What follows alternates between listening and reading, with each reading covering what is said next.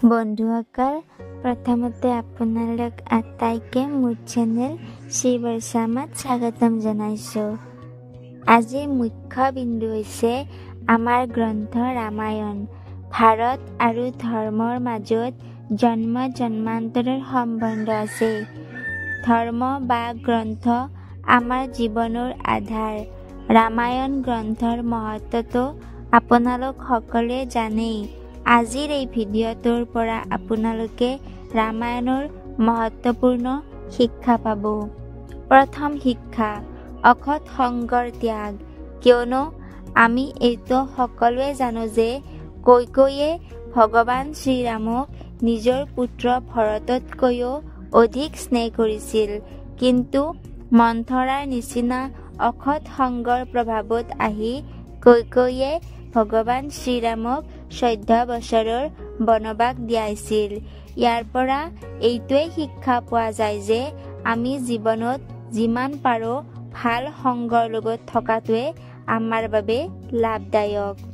দ্বিতীয় শিক্ষা, সেৱাৰ ভাৱ। এইটো এটা মহত্বপূৰ্ণ শিক্ষা যিটো আমি ভগৱান শ্ৰীৰামৰ পৰা পাওঁ।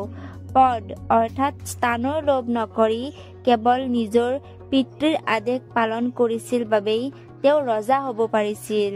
ৰামে নিজৰ দেউতাকৰ আদেশতেই কোনো আপত্তি নকৰাকৈয়ে 14 বছৰৰ বাবে বনবাসত গুচি গৈছিল। বন্ধুসকল, সেইবাবে আমিও নিজৰ জীৱনত সেৱাৰ ভাৱ আনিব লাগে।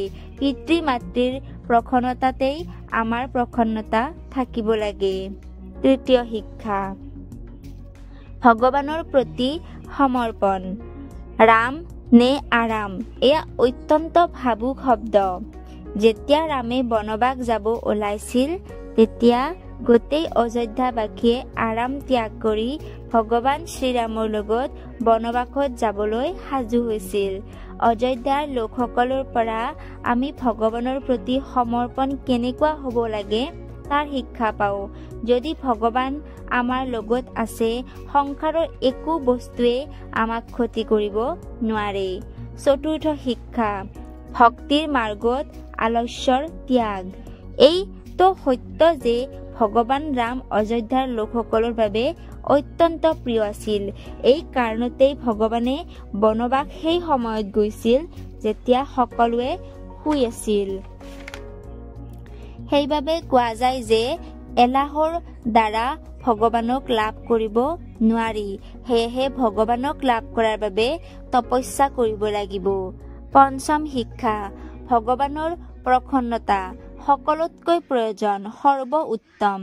কি আপোনালোকে জানেনে, ভৰতৰ বাবে শাসন কৰাতকৈও অধিক সহজ আছিল ভগৱান শ্ৰীৰামৰ লগত বনত নিবাস কৰা। কিন্তু ভৰতে ভগৱান শ্ৰীৰামক আনন্দিত কৰাৰ বাবে শাসন কৰিছিল।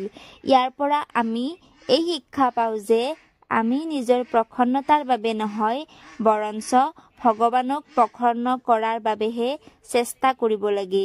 ভগৱানক প্ৰসন্ন কৰাটোৱে আমাৰ পৰম উদ্দেশ্য আৰু ইয়ে মুক্তি পোৱাৰ একমাত্ৰ উপায়। বন্ধুসকল, আপোনালোকে ৰামায়ণৰ পৰা পোৱা এই 5টা শিক্ষা কেনেকুৱা পালে মোক কমেণ্টত জনাব আৰু মোৰ চেনেলটো